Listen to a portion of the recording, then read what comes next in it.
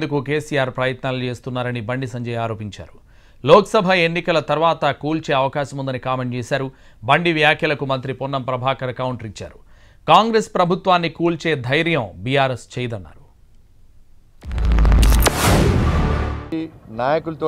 నాయకులు కేసీఆర్తో టచ్లో ఉన్నారు. ఈ పార్లమెంటరీ ఎన్నికల తర్వాత కేసీఆర్ ఏదైనా చేయొచ్చు. ఎందుకంటే కాంగ్రెస్ పార్టీలో కేసీఆర్ కోవట్లు చాలామంది ఉన్నారు.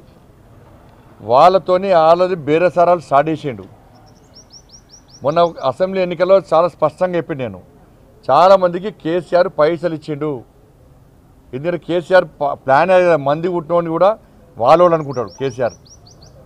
ఆయన ఆలోచన దుర్మార్గపు ఆలోచన బీఆర్ఎస్ పార్టీ. మీరు మేము కొట్లాడుకుని కాదు, కాంగ్రెస్ బీజేపీ కొట్లాడుకుని కాదు, ఉన్న అక్కడక్కడ కొంచెం ఉన్న బీఆర్ఎస్ పార్టీ ఆయనతో బొందబెట్టాలి. ఫస్ట్ టీఆర్ఎస్ పార్టీ అసహనంగా వ్యవహరిస్తుండొచ్చు, టీఆర్ఎస్ పార్టీ లోపాలన్నీ బయటపెడుతున్నాం కావచ్చు, వాళ్ళకి ఆగ్రహం ఉండొచ్చు.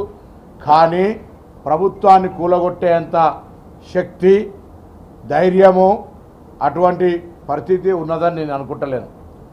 కాంగ్రెస్ పార్టీ కూడా అంత బలహీనంగా ఉందని నేను అంటలేను. బీజేపీ మళ్ళీ పొరపాటున అధికారంలోకి వస్తే టీఆర్ఎస్ పార్టీ రెండు వక్కలవుతుంది.